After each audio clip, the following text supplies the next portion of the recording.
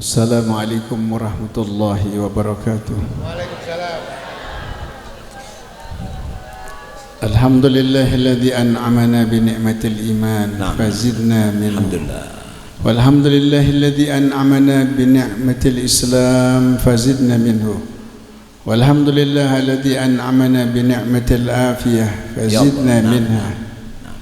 Allahumma salli wa sallim wa barik ala sayyidina Muhammadin al-fatih lima ughliq wal khatimi lima sabaq nasiril haqqi bil haqq wal hadi ila siratikal mustaqim wa ala alihi wa sahbihi haqqa qadrihi wa miqdarihil azim. Amma ba'du. Alhamdulillah, kurang lebih saya tidak berjumpa dengan bapak-bapak dan ibu-ibu sekalian Habib Umar kurang lebih setengah abad yang lalu. Alhamdulillah, saya lihat pengajian ini semuanya bertambah. Para jamaahnya bertambah, habaibnya bertambah, suaranya indah-indahnya bertambah juga. Ibu-ibunya bertambah kurang. Iya, saya tidak dengar. Semangatnya juga kurang, ibu-ibunya bertambah kurang. Mudah-mudahan ya, kalau baca ibu semangat. Biasanya dulu setengah abad yang lalu saya dengar ibu-ibu ini sudah kalau baca zikir sampai tidak sadar. Sekali tak lihat santai-santai saja. Tapi insya Allah mudah-mudahan hari ini ada luar biasa, ada tamu istimewa kita yaitu Al-Habib Ja'far bin Hasim Al-Habsyi. Beliau ini kalau di Bali terkenal sebagai jenderalnya Maulid Al-Habsyi. Kenapa beliau ini jadi disebut jenderalnya Maulid Al-Habsyi? Karena berkat beliau ini sekarang ini banyak jenderal-jenderal yang ikut di dalam Maulid Al-Habsyi. Maulid yang dulu pada tahun 2000 yaitu cabang daripada Raudatus Salaf ini tahun 2000 telah dibuka oleh guru kita Al-Habib Umar bersama putra-putranya serta saudara-saudaranya di Denpasar tahun 2000 itu sampai sekarang itu terus berjalan, tidak pernah berhenti walaupun ada COVID-19 tetap jalan terus. Alhamdulillah berkat doanya beliau dari tempat ini. Dan yang paling menggembirakan kita sekarang ini semakin banyak orang yang hadir di dalam majelis ta'lim kita ini karena berkat daripada Habib Ja'far bin Hasim Al-Habsyi ini. Beliau yang mengajak orang terus untuk membaca salawat. Bahkan sekarang ini kita didatangi oleh beberapa ya, ada yang alhamdulillah ada Satpol PP kemarin itu, ada komandan Satpol PP juga ikut, ada yang Letnan Kolonel yang hadir juga di dalam maulid ini. Semakin ya mudah-mudahan ya ibu-ibu semakin semangat ya insyaallah ya. Kayaknya Bib sudah capek Bib.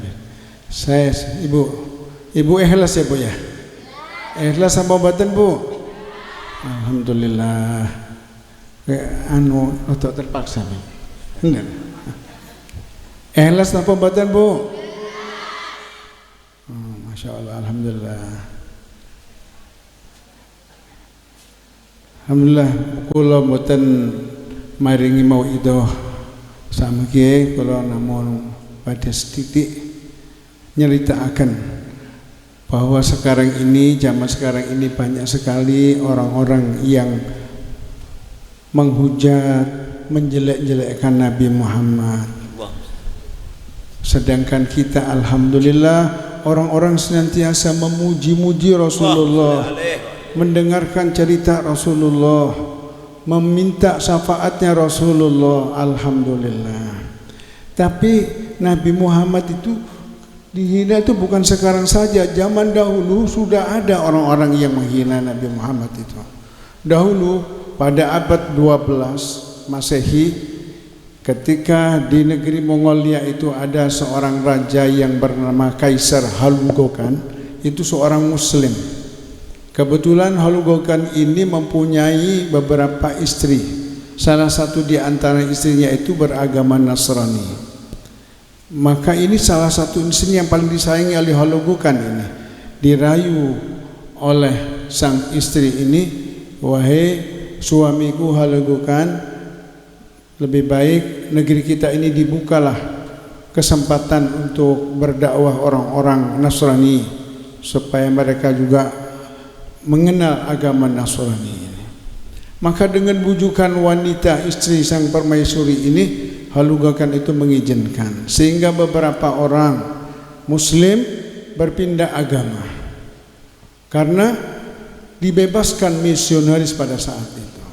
Pada satu ketika salah satu keluarga daripada kerajaan ada yang masuk pindah ke agama Kristen.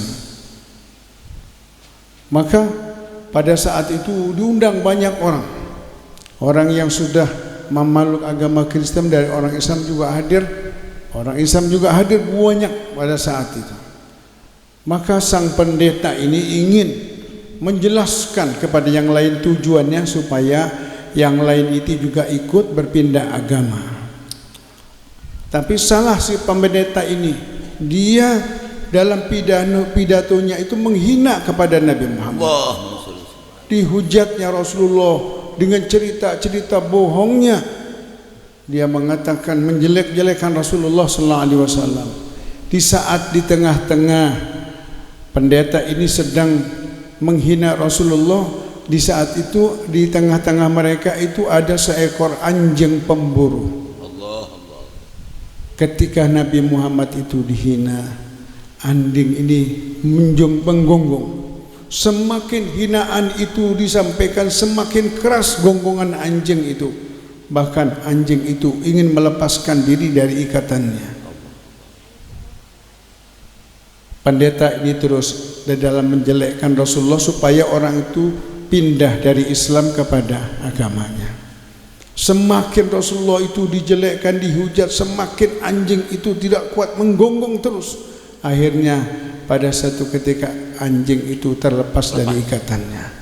Dia langsung disambar itu pendeta yang sedang menghina Rasulullah itu. Disambar. Untung pada saat itu masih bisa diselamatkan. Sang pendeta diselamatkan oleh orang-orang di sekitarnya, termasuk orang-orang Islam menyelamatkannya. Kemudian katanya beberapa orang, wahai pendeta, ketika bapak tuan ini menjelek-jelekkan Nabi, menghina Rasulullah, semakin sampai menghina Rasulullah, maka anjing itu semakin menggonggong dan ingin meronta-ronta, ingin keluar, sehingga sampean tadi itu diterkam oleh anjing. Apa kata pendeta ini? Dia tidak mau disalahkan. Oh, bukan itu, saya ini diterkam anjing itu karena saya itu nunjuk kepada anjing tadi. Dia mengira bahwa saya akan memukul anjing itu sehingga saya diterkam. Diceritakan kepada orang banyak itu. Akhirnya apa? Diselamatkan itu pendeta tadi. Setelah pendeta itu selamat, anjingnya pun diikat. Sang pendeta ini menjelaskan lagi, maksudnya supaya orang Islam ini masuk kepada Nasrani semua. Dia menjelekkan Rasulullah lagi, semakin keras hinaannya kepada Rasulullah. Anjing ini semakin keras juga menggonggongnya, sehingga anjing ini pun akhirnya terlepas yang kedua kalinya. Anjing sakit hati kepada orang-orang yang menghina Nabi Muhammad sallallahu alaihi wasallam. Akhirnya anjing itu kedua kalinya terlepas dan langsung menerkam leher daripada pendeta itu. Di depan orang banyak, pendeta itu tewas dan banyak orang menyaksikan. Apa yang terjadi setelah peristiwa itu? Ternyata di balik penghinaan kepada Nabi Muhammad ini ada hikmah yang sangat besar. 40.000 orang Islam yang dulunya keluar dari Islam masuk ke Nasrani karena menyaksikan di depan mereka seorang pendeta yang menghina Rasulullah diterkam oleh seekor anjing. Hadirin yang dimuliakan oleh Allah Subhanahu wa taala, maka kita saat ini kita tidak perlu kita membalas apa yang dilakukan penghinaan kepada Rasul itu dengan emosi kita. Tapi lihat Rasulullah itulah memberikan pelajaran kepada kita bagaimana Nabi itu seorang yang penyabar dan memaafkan. Hadirin yang dimuliakan oleh Allah, karena penghinaan kepada Nabi 40.000 orang-orang yang semula masuk Nasrani mereka kembali mengikuti agama Nabi Muhammad sallallahu alaihi wasallam. Maka kita pun berdoa kepada Allah, mudah-mudahan Presiden Mercon, apa namanya? Mercon ya, Prancis. Mercon ledek. Marcon. Iya, kalau orang-orang ibu-ibu bicara mercon. Mercon ledek. Iya, ledek atau mercon bantingan, Bu. Mudah-mudahan dengan berkat ini, dengan berkat daripada ini penghinaan kita bersabar, nanti Allah Subhanahu wa taala pasti akan menolong kepada kita. Dan kita sebagai jamaah majelis Raudhatus Salaf, kita terus bermunajat kepada Allah, meminta kepada Allah Subhanahu wa taala keadilan, pembelaan dari Allah Subhanahu wa taala, dan pasti Rasulullah pasti akan dibalas. Amin, amin. Dan insyaallah berkat daripada ini nanti akan berdatangan orang-orang dari barat banyak yang masuk ke dalam agama Islam, ya Rab, ya mendapatkan hidayah. Inilah diantara mungkin hikmah yang akan terjadi di dunia ini. Oleh karena itu kita tidak perlu membalasnya dengan ini, kita perlu salahkan diri kita sebetulnya. Karena diantara kita sendiri itu tidak mengidolakan Nabi Muhammad. Sebagian umat Islam ini mereka tidak mengidolakan. Buktinya apa? Kita ini setiap hari membaca maulud untuk apa? Untuk mengenali siapa Rasulullah, bagaimana akhlaknya Rasulullah. Tapi ada beberapa umat Islam sendiri yang melarang kita untuk membaca maulid. Ini mereka tidak mengidolakan Nabi Muhammad, tapi mereka mengidolakan selain Nabi Muhammad. Ya Allah, ya Allah. Maka oleh karena itu jangan marah kalau Nabi Muhammad itu dihinakan. Ya Allah. Amin, amin. Justru yang marah adalah mereka yang tidak boleh membaca maulid, mereka yang marah-marah. Kita tidak perlu marah. Lebih baik kita hadiri majelis maulid, majelis ta'lim maulid ta'lim setiap malam Selasa dan setiap rutinan-rutinan. Mudah-mudahan Allah Subhanahu wa taala senantiasa menjaga hati kita semua. Amin, amin. Senantiasa kita mengikuti ajaran yang diajarkan oleh Rasulullah, yang dibawa oleh guru-guru kita para habaib ini. Maka untunglah kita semua alhamdulillah menjadi orang-orang yang cinta kepada Duriyah Rasulullah. Ini modal cukup kita ini untuk masuk ke dalam surganya. Amin. Sebab saya ingat ada satu hadis, satu lagi saya sampaikan Habib. Saya pernah dengarkan sebuah hadis yang Rasulullah mengatakan, "Lau anna rajulan shalla wa shama indal rukni wal maqam thumma mata ala bughdi ali Muhammadin dakhala an-nar." Yang artinya kata Rasulullah, kalau ada seorang laki-laki dia melakukan sholat, dia berpuasa, sholatnya bukan di masjid, di Makkah, bainar rukni wal maqam, antara rukun Yamani dan makam Ibrahim. Setiap hari dia sholat dan puasa, kemudian dia mati. Tapi ketika mati ala bughdi ali Muhammadin, matinya itu benci kepada keluarga Nabi Muhammad SAW, dakhalan nar, bakal masuk neraka. Ya Allah. Alhamdulillah kita semua, alhamdulillah kita bersyukur kepada Allah di tempat ini dengan bimbingan para habaib pada saat ini. Insyaallah kita berarti kita semua sudah di dalam hati kita pasti dan pasti kita cinta kepada ahli baiti Rasulullah. Mudah-mudahan itu diberikan Allah kepada kita semua dan kepada semua keluarga kita. Amin. Anak keturunan kita semua dijadikan orang-orang yang mencintai ahli baiti Rasulullah.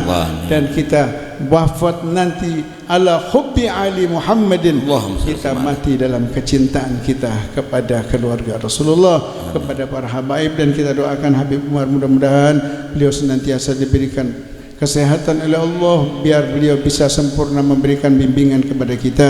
Dan kita doakan juga putra-putra beliau dan cucu beliau. Tadi saya terharu ya, bertambah nikmat itu qasidahnya tadi. Untungnya orang yang pandaan ini, kalau boleh ijol-ijolan Bu ya, saya mau pindah ke Pandaan aja kalau begini. Guru-gurunya para habaib semua deh. Iya, karena ada jaminan dari Rasulullah. Sopo sing ngaji ambek habaib niku dijamin. Telu jaminannya. Satu, napa? Atallahu umrahu. Allah, amin. Dipanjangkan umurnya. Amin. Alhamdulillah niki kata tiang sepuh-sepuh mriki. Ngaji ambek Habib Umar soalnya. Para putra-putri beliau. Nomor kali napa? Dawuh Kanjeng Nabi, man ta'allama ilma inda ahli baiti atalallahu umrahu. Pertama dipanjangkan umurnya, yang kedua ausa'ahu rizqahu, diluaskan rezekinya. Alhamdulillah, ibu-ibu suki-suki kabeh alhamdulillah. Amin amin. Insyaallah. Yang terakhir apa? Wa amatahu ala husnil khatimah. Nanti matinya semua pasti dalam keadaan husnul khatimah insyaallah. Kalau kita senantiasa mencintai para ahli bait Rasulullah, dan mudah-mudahan kita senantiasa di dunia ini dikumpulkan dengan Habib Umar, dengan putra-putra beliau, dengan para habaib yang lain. Mudah-mudahan kita nanti wafat dalam kecintaan kita kepada mereka.